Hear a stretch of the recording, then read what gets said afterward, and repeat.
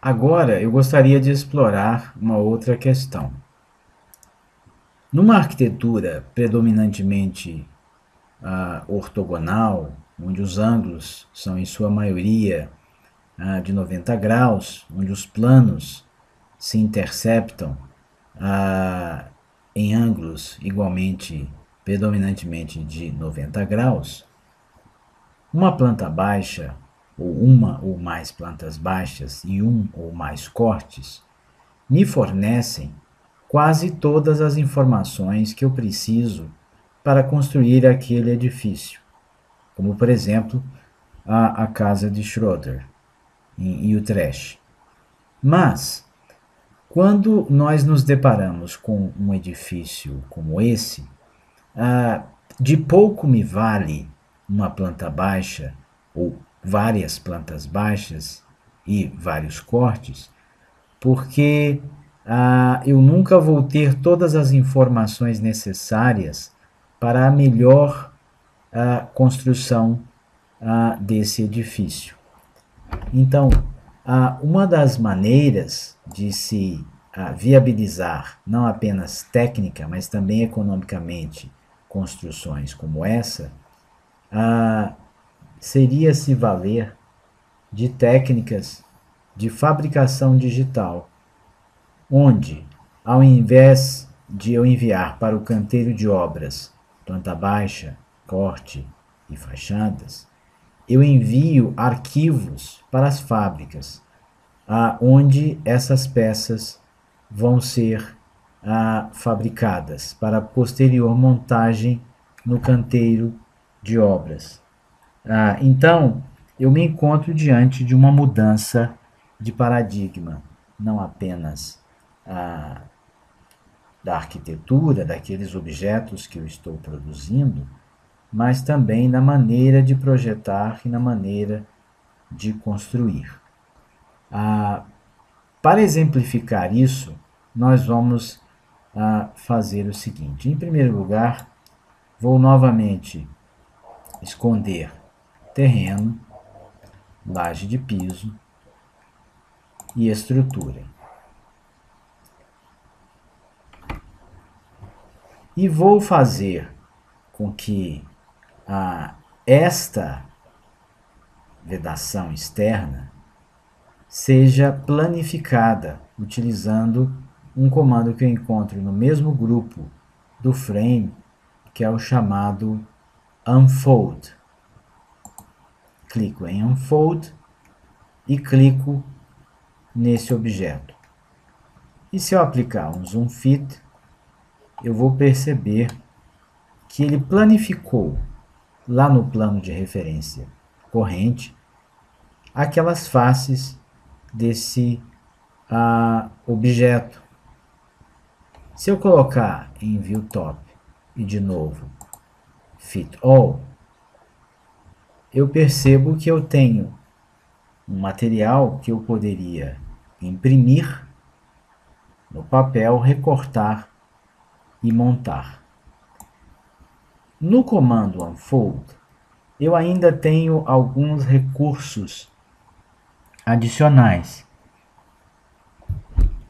O primeiro deles é chamado de Generate Connectors, que eu, ao clicar no mesmo, faço com que ele gere conectores, que vão ser aquelas dobrinhas que eu utilizaria para colar, se eu quisesse uma cola de superfície e não de topo de recorte. E eu posso ainda, se quiser, adicionar labels, que significa os rótulos onde vão ser identificados que lado se encaixa com qual lado, para que não haja nenhuma dúvida. Eu poderia inclusive aumentar o tamanho desses labels, que no momento estão em 0,1 metros nessa escala, e poderiam ser, por exemplo, digamos, 0,3. E aí vocês começariam a perceber com mais clareza estes números. Caso eu não quisesse os conectores, eu poderia simplesmente omiti-los, deixando apenas a numeração daqueles rótulos, para que facilitasse o meu recorte e a minha montagem.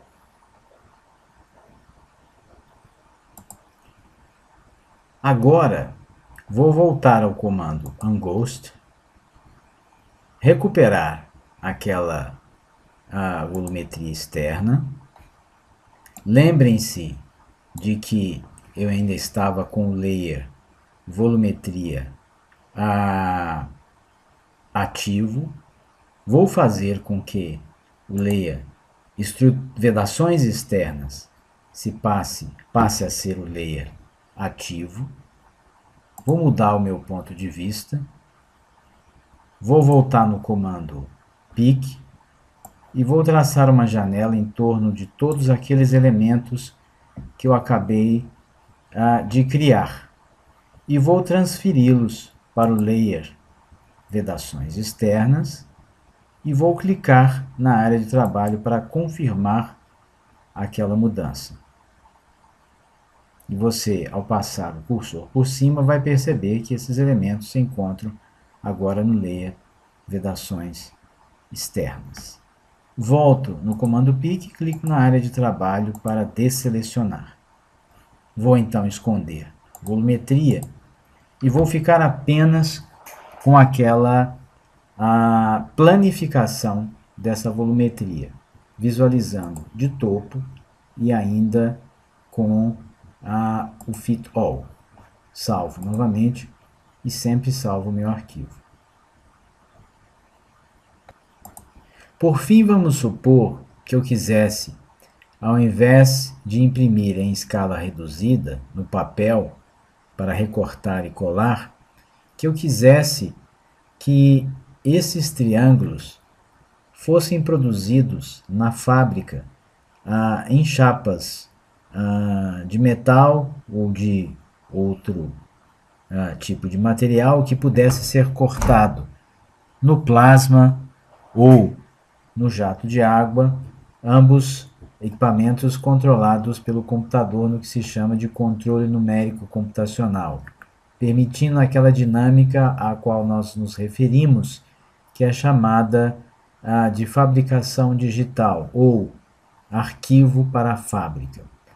Bom, se vocês perceberem bem, esses rótulos eles estão estruturados nessa representação como um grupo e nós precisamos, antes de tudo, desagrupar esses rótulos. Vou me aproximar, percebam que quando eu passo o cursor sobre eles, todos ficam destacados, indicando que se trata de um grupo. Vou separá-los e vou também separar os triângulos da seguinte forma. Vou selecionar tudo usando o pick e vou usar o derive face, derivar face. Nesse caso, derivar face de todos esses objetos selecionados. Clico na área de trabalho, ele me alerta para o fato de que eu selecionei um grande número de objetos e que esses vão ser reduzidos a faces. Eu vou clicar em OK.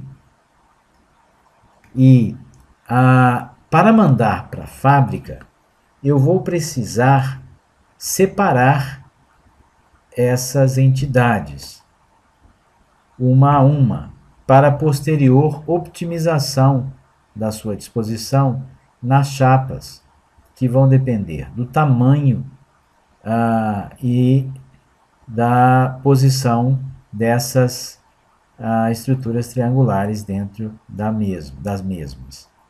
Vou me aproximar aqui e dar apenas um exemplo de como eu posso agora mover esses objetos. Primeiro vou desselecionar todos utilizando o pick, clicando na área de trabalho, e vou usar então o Move para separar esses objetos. me lembrando de utilizar o Shift para poder selecionar o triângulo e os rótulos simultaneamente. E aí posso separar um a um desses triângulos. E, se necessário for, rotacioná-los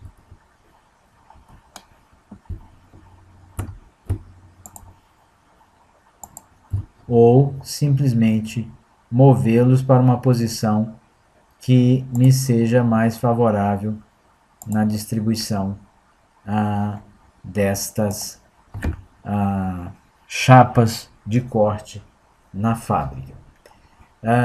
Na realidade, esse exercício de otimização ele já não é feito mais manualmente. Existem programas de otimização que vão fazer os movimentos e rotações necessárias até que esses elementos sejam enquadrados nas chapas do material bruto, permitindo assim uma maior economia do mesmo, uma menor perda e assim fazendo com que edificações do tipo daquele que nós vimos de Daniel Libeskind se tornem viáveis.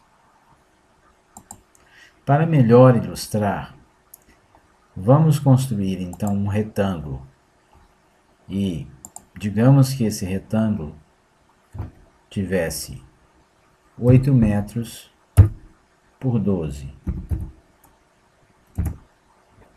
e que nós tivéssemos que acomodar dentro deste retângulo uma série de peças de tal forma a minimizar as perdas de material e a fazer com que essa edificação se tornasse viável.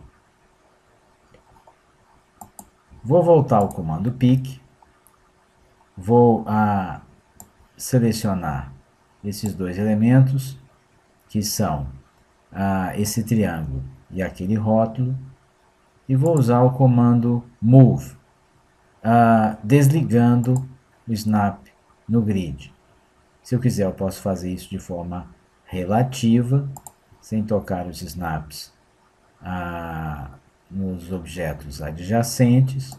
Vamos supor que eu queira colocar aquele triângulo lá em cima. Usei inicialmente o move, vou agora utilizar o rotate. Vou dizer que o eixo de rotação é mais ou menos naquele canto. Vou trazer ele até essa posição. Posso depois retornar ao move, utilizando inclusive a barra de espaço, que me chama os comandos mais recentes próximos de onde estiver o meu cursor. Vou agora usar o move. Vou enquadrar aquele triângulo com o seu rótulo na posição que eu julgar mais apropriada. E agora vou continuar o meu procedimento. Vou voltar ao pick, desseleciono, clicando em qualquer lugar da área de trabalho. Posso fazer a mesma coisa com esse triângulo daqui. De novo, posso usar o move. Posso posicioná-lo no meu material de corte. Posso começar a distribuir outros elementos que ainda estão aqui juntos naquela planificação. Volto para isso no pick. Vou selecionar, por exemplo, com auxílio da tecla Shift, esse triângulo e os correspondentes rótulos. Vou mover todos eles, depois indo ao move,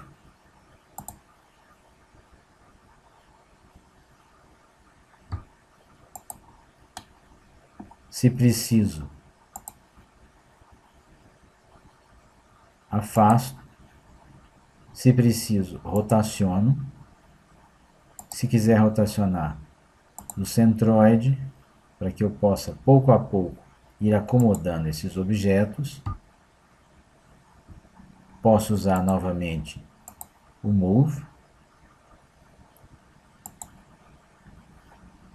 Volto no pique e desseleciono.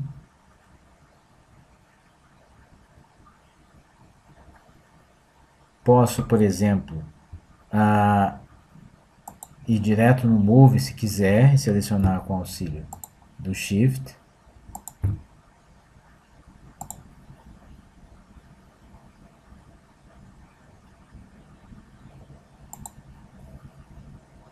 Se quiser, posso depois usar o Rotate, usando o Shift.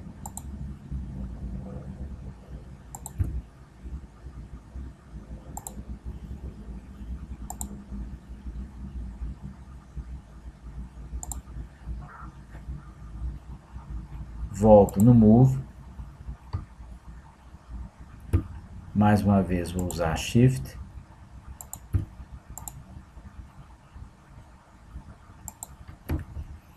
Para ir pouco a pouco acomodando aqueles elementos.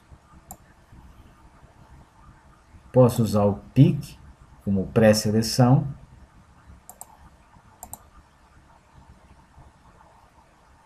Se quiser, posso desligar também outros snaps, por exemplo, snaps de objeto ou de guias que estejam me atraindo para pontos indesejados.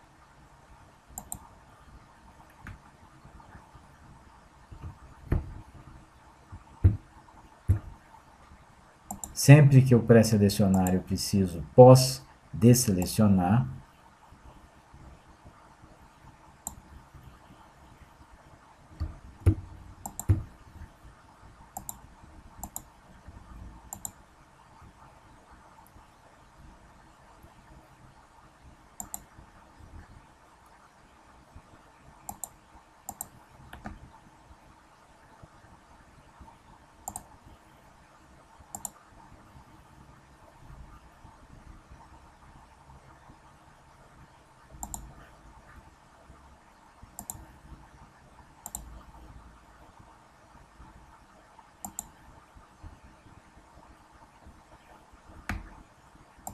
Volto no pique sempre que necessário.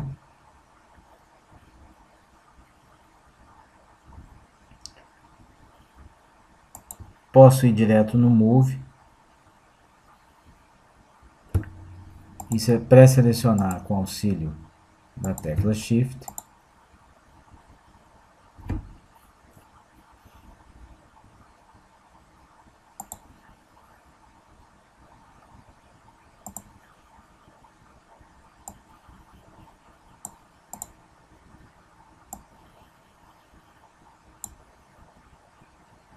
Vou agora usar o Rotate.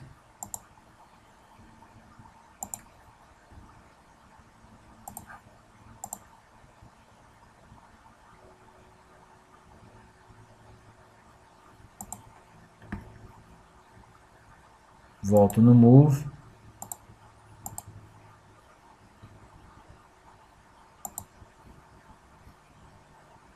No Rotate. Até que eu possa maximizar a disposição desses elementos no meu material original, na placa ou chapa de material, o qual será cortado.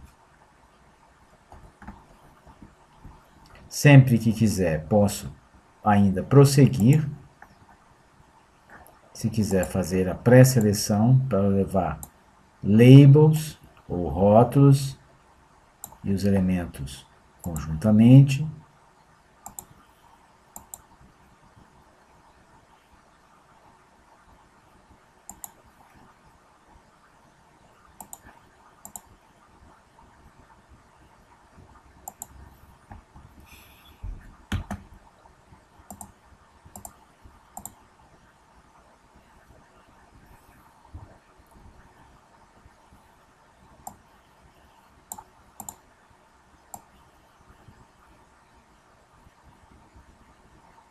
Eu posso desselecionar usando a tecla Shift, aquelas entidades que porventura ficarem dentro do meu enquadramento.